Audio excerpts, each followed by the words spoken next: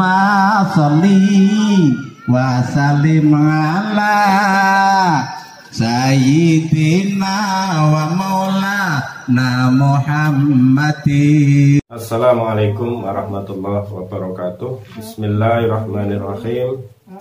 Alhamdulillah wa syukranillah. La haula wa la quwata illa billah. Amma ba'du.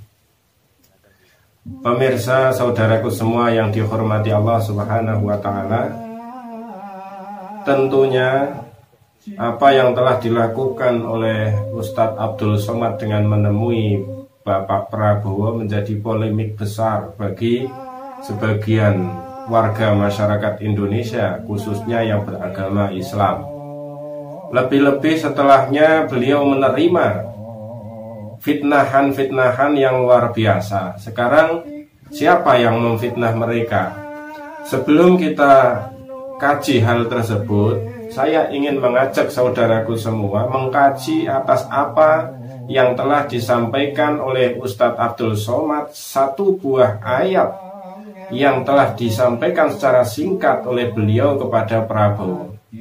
Beliau menyampaikan satu buah ayat, A'udzubillahi minasyaitonirrajim, Bismillahirrahmanirrahim. Innallaha ya'murukum an tu'addul amanah ila ahliha. Ini sekelumit ayat yang disampaikan oleh Ustadz Abdul Somad. Sesungguhnya Allah menyuruh kamu menyampaikan amanah kepada ahlinya. Nah, itu menandakan bahwa beliau selaku ulama telah memberikan amanah kepada ahlinya, dan ahlinya menurut beliau seorang ulama adalah Prabowo Sandi. Ini adalah menurut beliau. Akan tetapi saya akan mencoba mengkaji kenapa sampai beliau menjatuhkan pilihan ke Prabowo Sandi. Ini sudah bukan masa kampanye ya, tapi saya ingin mengkaji atas apa yang telah disampaikan oleh beliau, agar umat muslim tidak menjadi polemik berkepanjangan bagi pendukung satu atau dua. Ini sudah tidak ada kampanye lagi. Saya akan mencoba membacakan ayat lengkapnya, yaitu surat An-Nisa ayat 58. Bismillahirrahmanirrahim. Innallaha ya'murukum an tu'addul amanah ila ahliha wa idza hakamtum bainan nasi an tahkumu bil adl. Innallaha ni'ma ya'idukum bih. Innallaha kana sami'an basira. Ini An-Nisa ayat 58. Jadi sebelum beliau Ustadz Abdul Somad dan ustadz-ustadz yang lain menjatuhkan pilihan amanah mereka yang kemudian diikuti oleh jutaan umat-umat mereka, ini sudah dengan pertimbangan. Pertimbangannya apa? Ayat selanjutnya menyebutkan wa idza hakamtum bainan nas antahkumu bil adl. Jika di antaramu terjadi perbedaan ataupun di antaramu membuat sebuah hukum antar manusia untuk manusia, maka lakukanlah hukum itu, jalanilah hukum itu dengan keadilan. Ya. Menetapkan hukum di antara manusia supaya kamu menetapkan dengan adil. Ini mempertandakan bahwa keadilan yang telah dipilih oleh Ustadz Abdul Somad dan ulama-ulama lain. Karena apa? Sudah berapa lama banyak akhir-akhir ini masyarakat Indonesia itu merasa tidak menerima keadilan dari penguasa. Ya. Kalau yang sudah menyebut merasa tidak dalam keadilan, merasa tidak diperlakukan dengan adil, kalau yang bicara itu sudah rakyat, maka berarti itu adalah rakyat yang telah merasakan ketidakadilan tersebut. Maka sesungguhnya sebagai penguasa, siapapun, baik penguasa RT, penguasa RW, penguasa lurah, camat, ataupun seorang presiden, kalau seorang rakyatnya itu sudah merasa diperlakukan dengan tidak adil, maka penguasa ini sudah tidak boleh lagi memaksakan masyarakat itu untuk adil, mengatakan adil, ya. Jadi ini bahasa, ini perasaan, ini kejadian yang dirasakan oleh rakyat. Maka mau tidak mau harusnya seorang pemimpin ini turun ke bawah, mengintrospeksi dan mengakui. Jadi bukan kemudian memaksakan rakyat itu sendiri untuk berkata sudah adil mengikuti dia.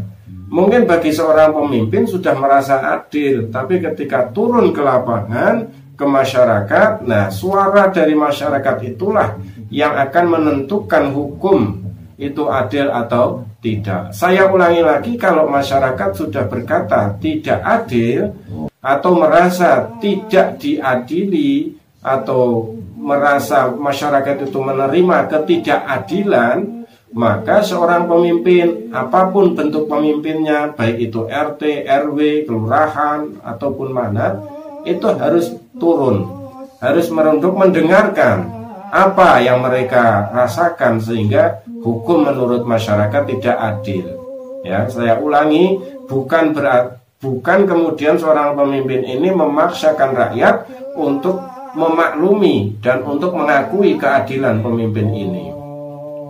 Jadi innallaha li'imma ya'idukum innallaha kana sami'an basira. Sesungguhnya Allah itu memberikan setiap pelajaran pengajaran untuk kita semua itu dengan ajaran yang sebaik-baiknya.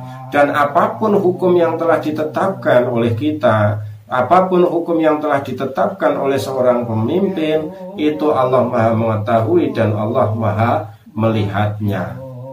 Jadi ini saudaraku, ternyata di balik apa yang telah disampaikan Ustadz Abdul Somad, menjatuhkan pilihan amanah kepada orang yang tepat yaitu ahlinya. Waktu dalam pemilu 2019 ini beliau menjatuhkan pilihan kepada Prabowo Subianto. Ini adalah suatu pilihan, suatu keputusan yang wajar sebagai warga negara. Akan tetapi kemudian beliau menerima fitnahan-fitnahan yang keji. Mari kita bahas, ya. Mari kita bahas siapa yang memfitnah beliau. Kalau yang memfitnah beliau, kalau menurut saya, itu adalah orang yang tidak punya agama, ya. Karena tidak ada satupun agama di Indonesia ini, baik Kristen, Nasrani, Protestan, Hindu, Buddha, Katolik, Islam, ya, itu tidak ada satupun agama di Indonesia ini yang memberikan pelajaran untuk memfitnah, yang memberikan pelajaran yang tidak betul. Atau istilahnya, tidak ada agama di Indonesia ini, tidak ada agama yang mengajarkan keburukan. Jadi saudaraku semua yang telah melakukan fitnahan keji kepada saudara Abdul Somad, Ustadz Abdul Somad, itu kita yakin bahwa itu adalah orang yang tidak beragama, orang yang tidak punya agama. Kalau bahasa kerennya mungkin ateis, atau mungkin bahkan bisa seorang komunis yang memiliki paham komunis, jadi tidak memiliki agama. Maka saudaraku semua, mari kita rapatkan, jangan salah di dalam menempatkan diri kita untuk berpihak. Pemilu 2019 sudah selesai. Pemilu 2019 sudah selesai di 17 April 2019. Akan tetapi hal-hal semacam ini akan terus bisa digunakan ke depan. Maka saya berpesan, jangan pernah kita menempatkan diri dalam keperpihakan, tapi berpihak di wadah yang salah. Maka mintalah selalu pertolongan kepada Allah agar kita bisa melihat dan membedakan mana yang harus kita berpihak, di mana kita harus merapat. Saya akan cerita sebuah cerita ringkas, ya, tapi ini bisa menjadi sebuah pembelajaran buat saya. Walaupun makhluk, ya, ini hewan, saya akan ceritakan. Ya, seekor hewan yang dia itu najis. Hewan ini najis. Hewan ini najis, ya, diharamkan untuk dimakan dagingnya. Bahkan air liurnya ini najis. Itu adalah anjing, ya. Yang saya akan ceritakan anjing. Tapi anjing ini kenapa sampai bisa masuk surga? Ya. Anjingnya siapa yang bisa masuk surga? Hampir semua orang Islam tahu, dialah si anjing Ashabul Kahfi. Kenapa seekor anjing sampai bisa masuk surga? Karena anjing ini menempatkan dirinya berpihak kepada sesuatu yang tepat. Keperpihakan anjing ini kepada sesuatu yang tepat. Jadi anjing ini tidak salah dalam berpihak, menentukan. Ya, saudaraku, jadi jangan anggap remeh sebuah perpihakan atau mendukung atau bergabung dengan sesuatu. Ingat, yang saya sampaikan ini bukan sekedar tahun 2019, ya, untuk kalangan seluruhnya, baik ketua remaja, ketua RT, ketua RW, kelurahan, kecamatan, semuanya, ya. Maka ketika kita salah di dalam berpijak, salah di dalam menempatkan diri, salah di dalam berpihak, kita pun akan mendapatkan akibatnya, tahu ataupun tidak tahu. Ya, kenapa saya bilang tahu atau tidak tahu berakibat? Karena kalau kita mau berbicara saya tidak tahu kalau yang saya bela itu adalah sebuah kezaliman atau kesalahan, maka di situ akan dibalik bertanya, kenapa kamu nggak mencari tahu? Kenapa kamu mengingkari atas kabar-kabar yang telah datang kepadamu? Ya. Saya kasih contoh lagi, contoh makhluk, ya, contoh binatang. Tadi contoh binatang anjing, ya, walaupun dia najis, tapi karena dia tidak salah di dalam berpihak membela, yaitu anjing ini membela Ashabul Kahfi, anjing ini berpihak kepada Ashabul Kahfi, maka anjing ini mendapat ridho dari Allah dan masuk surganya Allah Subhanahu wa ta'ala. Saya akan ceritakan binatang yang salah berpihak, salah membela, ya, dan kemudian oleh Allah ini dilaknat. Ya, apa itu? Bahkan oleh Rasulullah SAW ini juga disampaikan kepada sahabatnya. Mungkin saudaraku semua pernah melihat cecak, ya. Cecak ini adalah binatang yang merayap. Kenapa cecak ini termasuk salah satu dari binatang yang boleh dibunuh? Ya, ternyata usut punya usut, ini punya sejarah, punya histori. Ya. Rasulullah SAW diriwayatkan dari Ummu Syarik radhiyallahu anha telah menyampaikan, menceritakan yang secara singkatnya bahwa cicak ini pernah membantu, ya, pernah berpihak kepada musuh-musuh Nabi Ibrahim alaihissalam, pernah membantu syaitan. Membantunya bagaimana? Cicak-cicak ini berusaha ikut meniup api, ya, meniup api yang saat itu untuk membakar Nabi Allah Ibrahim alaihissalam. Ya, walaupun tiupan seekor cicak ini tidak berpengaruh, ya, tidak berpengaruh sedikit pun dengan kobaran api, tapi niat hati dan pemikiran serta gerakan tubuh di dalam berpihak itu menjadi sebuah jawaban untuk Allah menentukan di mana kita menempatkan diri di dalam golongan.